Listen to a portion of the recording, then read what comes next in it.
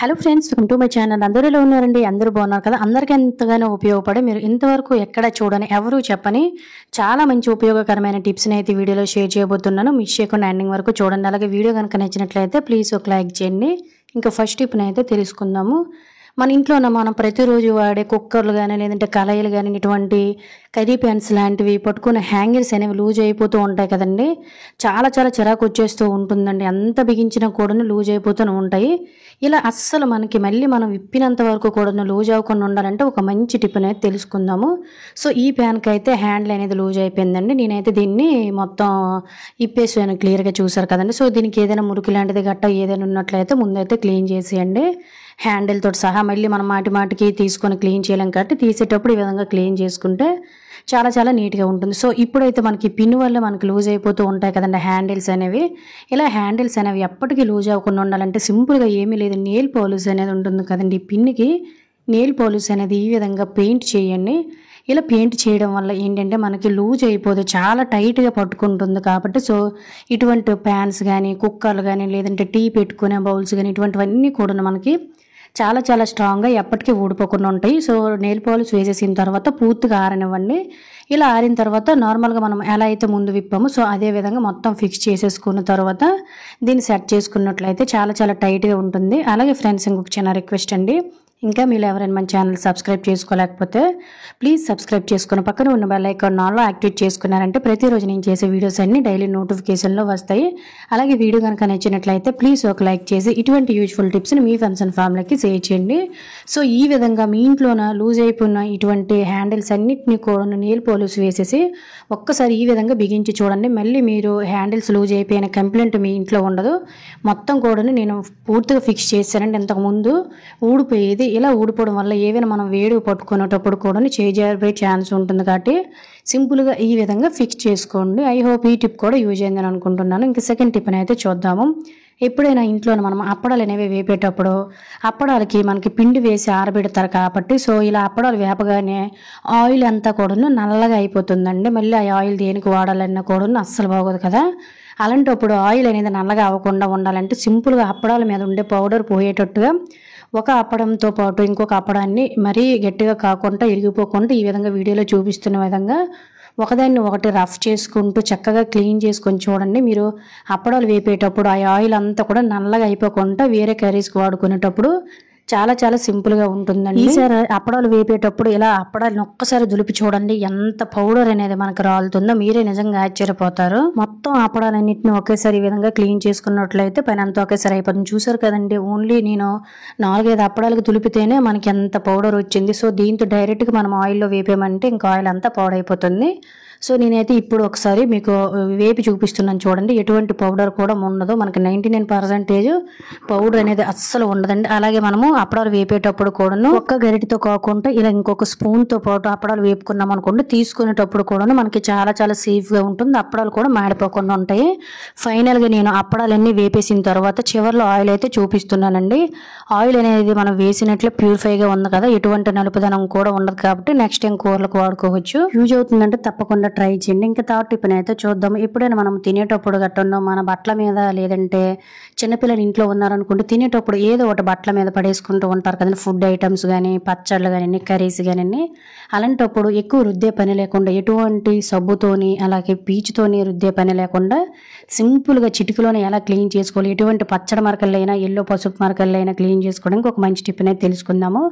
నా దగ్గర అయితే పప్పు ఉంటూ నేను వేసానండి. ఇంకే కర్రీస్ లేవు, ఓన్లీ పప్పు మాత్రమే ఉంది ఇంట్లోనే. అందుకే ఒక ఉతికిన షర్ట్ మీద నేనైతే పప్పు వేసేసి దాన్ని ముందు ఎక్కడైతే మనకి కర్రీ మరకలు కానీ పచ్చడి మరకలు పడ్డాయో ఒక షార్ప్గా ఉండే నైఫ్తో కానీ లేదంటే స్పూన్తో కానీ ముందు గీకేయాలండి. ఆ తర్వాత మనం పళ్ళు తోముకునే పేస్ట్, కొద్దిగా సాల్ట్, కొంచెం వాటర్ వేసుకుంటూ ఈ విధంగా ఏదైనా ఓల్డ్ బ్రష్తో కానీ లేదంటే ఫింగర్తో కానీ ఇలా జస్ట్ 4-5 సార్లు నొక్కిబెట్టి క్లీన్ చేసేసామనుకోండి. సో మనకి ఏంటంటే ఎల్లో పసుపు మరకలు అనేవి సాల్ట్ వేసాం కాబట్టి పూర్తిగా క్లీన్ అయిపోతాయండి. పేస్ట్ కూడా ఇటువంటి మరకలు అనేవి జిడ్డు లాంటిది వదిలించడానికి చాలా సహాయపడుతుంది. ఎప్పుడైనా కూడా బట్టల మీద కర్రీ మరకలు కానివ్వండి, లేదంటే పచ్చడి మరకలు కానీ, ఫుడ్ ఐటమ్స్ ఏవి పడినా కూడాను సింపుల్గా ఇలా కొంచెం కోల్గేట్ పేస్ట్తో సాల్ట్తో క్లీన్ చేసి చూడండి. మొత్తం క్లీన్ చేసేసానండి. వాటర్లో కూడా మీకు అయితే ఒకసారి వాష్ చేసి చూపిస్తున్నాను. మనం అసలు ఎక్కడ కర్రీ వేసామనేది కూడా మనం ఐడెంటిఫై చేయలేమండి. అందుకని మనకి కరెక్ట్గా గుర్తుపట్టడం కాంచనా ఉంటుందని మిడిల్లో అయితే నేను వేసాను. చూసారు కదా, ఇక్కడ అసలు మనం కర్రీ వేసిన మరక కూడా ఏమీ ఉండదు. ఎటువంటి నానబెట్టాల్సిన పని లేకుండా, సబ్బులు బ్రష్ రుద్దు పెట్టే పని లేకుండా సింపుల్గా క్లీన్ చేసుకుని మన శ్రమను తగ్గించుకోవచ్చు. యూజ్ అవుతుందంటే ట్రై చేయండి. ఇంకా 4th టిప్ అయితే చూద్దాము. ప్రతిరోజు కూడా మనం మొబైల్స్ని వాడేటప్పుడు మాటికి టచ్ చేస్తూనే ఉంటాం కదండి. ల్యాప్టాప్స్ కానివ్వండి, లేదంటే కంప్యూటర్ స్క్రీన్స్ కానీ, టీవీ స్క్రీన్స్ కానివ్వండి, ముఖ్యంగా ఫోన్లు ఇలా జిడ్డుగా ఉంటాయండి. ఇటువంటి వాటిని సింపుల్గా ఎలా క్లీన్ చేసుకోవాలో చూద్దాము. కొంతమంది తడి క్లాత్తో తుడిచేస్తూ ఉంటారు. దీనివల్ల ఫోన్ అనేది క్రమక్రమంగా డ్యామేజ్ అయిపోతుంది. ఇలా ఇటువంటి వాటర్ని యూజ్ చేయకుండా సింపుల్గా మంచి షైనింగ్ తెచ్చుకోవడం కోసం కొద్దిగా వ్యాజిలైన్ అనేది ఇలా మన ఫోన్ స్క్రీన్స్ మీద, ట్యాబుల మీద, లేదంటే ల్యాప్టాప్ స్క్రీన్స్ మీద గట్టను కొంచెం అంటే కొంచెం లైట్గా అప్లై చేసేసుకుని ఈ విధంగా కాటన్ క్లాత్తో కానీ, ఒక టిష్యూ పేపర్తో కానీ సింపుల్ ఇలా 3-4 రోజులకు ఒక్కసారి క్లీన్ చేసి చూడండి. ఎటువంటి జిడ్డు మొండు మరకలు ఉన్నా పోతాయి. ముఖ్యంగా మనకు కొత్త వాటిలా షైనింగ్గా మెరుస్తాయండి. చాలామంది ఇలా వ్యాజిలైన్తో తొడడం వల్ల మనకి ఈ జిడ్డుగా ఉంటుందని అనుకుంటారు, కానీ అటువంటిది ఏమీ ఉండదండి. ఒకవేళ మీకు జిడ్డు అనిపించిందంటే కొంచెం పౌడర్ కూడా వేసి క్లీన్ చేయండి. ముందైతే నేను వ్యాజిలైన్ వేసి ఒక టిష్యూతో క్లీన్ చేసేసిన తర్వాత ఇంకొక టిష్యూ తీసుకొని నొక్కుబెట్టి గట్టిగా తుడిచేసామనుకోండి, స్క్రీన్స్ అనేవి మనం కొనేటప్పుడు ఎలా అయితే స్క్రీన్స్ ఉంటాయో సో అలానే ఉంటాయండి. చాలా నీట్గా కూడా ఉంటాయి. ఎందువల్ల అంటే మనకి ఏ చేతులతో పడితే ఆ చేతులతో టచ్ చేయడం వల్ల జిడ్డు మరకలు గట్ట పడిపోతాయి కదా. ఫోన్ స్క్రీన్స్ అనేవి చాలా నీట్గా ఉండాలంటే సింపుల్గా ఈ విధంగా వ్యాజిలైన్తో ఒకసారి అయితే క్లీన్ చేసి చూడండి. సో చూసారు కదండి, ఎంత సింపుల్గా అయితే నేను ఫోన్లు అలాగే ట్యాబ్స్ అనేవి క్లీన్ చేశాను. ఇంతకుముందు జిడ్డుగా మురికిగా ఉండేవి, ఇప్పుడు ఎంత షైనింగ్గా కొత్త వాటిలాగా అయితే ఉన్నాయి. ఎటువంటి శ్రమ లేకుండా లిక్విడ్ని వాడకుండా ఇలా సింపుల్గా క్లీన్ చేసేయండి. ఇంకా 5వ టిప్ని అయితే చూద్దాము. ఈ వేసవి కాలంలో ప్రతి ఒక్కరూ ఫేస్ చేసే ప్రాబ్లము ప్రతి ఒక్కరికి కూడా చాలా బాగా యూజ్ అవుతుందండి టిప్. ఈ వేడికి లేదంటే ఒంట్లోని వేడి చేయడం వల్ల మనకి ఈ విధంగా సెగ్గడ్లు అంటే కొంతమంది సుంచులు అనేవి కూడా ఉంటూ ఉంటారు కదండి. సీము కాయలాగా అయితే మనకు వచ్చేసి చాలా ఇబ్బంది పెడుతూ ఉంటాయండి. ఇవి ఎక్కడ పెడితే అక్కడ మనకి బాడీ మీద వచ్చేస్తూ ఉంటాయి. నాకు కూడా బొగ్గు మీద కరెక్ట్గా మధ్యలో వచ్చేసిందండి. ఇది వచ్చి 2 రోజులు అయ్యింది, అయినా కూడా తగ్గలేదు. కొంతమంది ఉమ్ము పెట్టి యాడ్ చేస్తూ ఉంటారు. నార్మల్ కాయలు అయితే తగ్గిపోతాయి, కానీ కొన్ని కాయలు అనేవి చీమ్ అనేది చాలా గట్టిగా ఉండడం వలన అవి అస్సలు మనకి పగలవండి. చాలా ఎక్కువ అయిపోయి మనకి జ్వరం కూడా వచ్చేసి చిన్నపిల్లలు అయితే చాలా ఇబ్బంది పడుతూ ఉంటారు. అటువంటి వాటిని జస్ట్ మనం 1-2 రోజుల్లోనే ఎలా దాన్ని అయితే పోగొట్టుకోవాలనేది న్యాచురల్ పద్ధతిలో, పూర్వకాల పద్ధతిలో మన అమ్మమ్మో నానమ్మో చేసే ఒక మంచి చిట్కాని అయితే చెప్పబోతున్నానండి. ఏమీ లేదండి, పొగాకు ఇటువంటి సుంచులు తగ్గించడానికి ఒక మంచి ఔషధం లాగా అయితే ఉపయోగపడుతుంది. మార్కెట్ నుంచి నేనైతే ఒక 5 రూపాయలకి ఒక ఆకునైతే తెచ్చుకున్నానండి. ఎక్కువ రేటు కూడా ఉండదు. చిన్నపిల్లలకి మాటికి వచ్చేస్తూ ఉంటాయి. ఈ సీజన్లో మ్యాంగోస్ అనేవి ఎక్కువగా దొరుకుతూ ఉంటాయి కాబట్టి మ్యాంగోస్ తిన్నా కూడాను, లేదంటే ఓవర్ హీట్ చేసినా కూడాను మనకి ఏంటంటే ఈ సుంచులు అనేవి వచ్చేస్తాయి.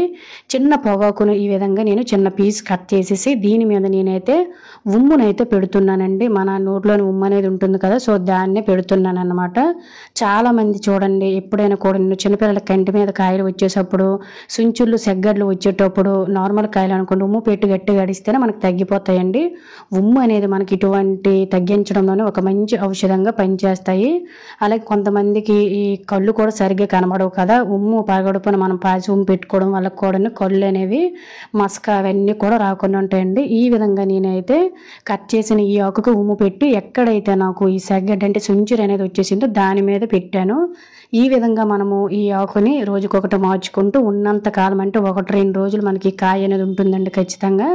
ఇలా పెట్టామనుకోండి, ఇది పెట్టగానే మనకైతే చిన్న జువ్వును లాగినట్టు మొత్తం కూడా నా కాయ అంతా కూడా పాక్వానికి వచ్చేసి పగిలిపోయి మనకి 2 రోజుల్లోనే క్యూర్ అయిపోతుందండి. ఇది ఇంకా పెరిగిందంటే చాలా ఎక్కువ నొప్పి వచ్చేసి ఇబ్బంది పడాల్సి ఉంటుంది. కాబట్టి సింపుల్గా ఇలా మీరైతే చిన్న పొగాకుని తెచ్చుకొని ఇలా మీరు సెగ్గడ్లని తగ్గించుకోండి. ఎటువంటి సైడ్ ఎఫెక్ట్స్ ఉండవు, అందరికీ అందుబాటులోనే ఉంటాయి. ఎవరైనా కూడా ట్రై చేయొచ్చండి. ఒక్కొక్కసారి మనం ఒక ఫింగర్తో పెట్టినప్పుడు ఉమ్ము ఇంకో ఫింగర్ మార్చుకుంటూ నోట్లోని ఇది తగలకుండా మనమైతే ఎక్కడ సెగ్గడ్లు వచ్చాయో అక్కడ పెట్టుకుంటే సరిపోతుంది అనమాట. 2-3 రోజుల్లోనే మనకి కాయ అనేది పూర్తిగా పగిలిపోయి నీట్గా మన స్కిన్ అనేది చక్కగా వచ్చేస్తుంది అనమాట. సో ఇది ఫ్రెండ్స్ ఈరోజు వీడియోలో ఈ సమ్మర్లో సెగ్గడ్లు సింపుల్గా ఎలా తగ్గించుకోవాలనేది తెలుసుకున్నాం కదా.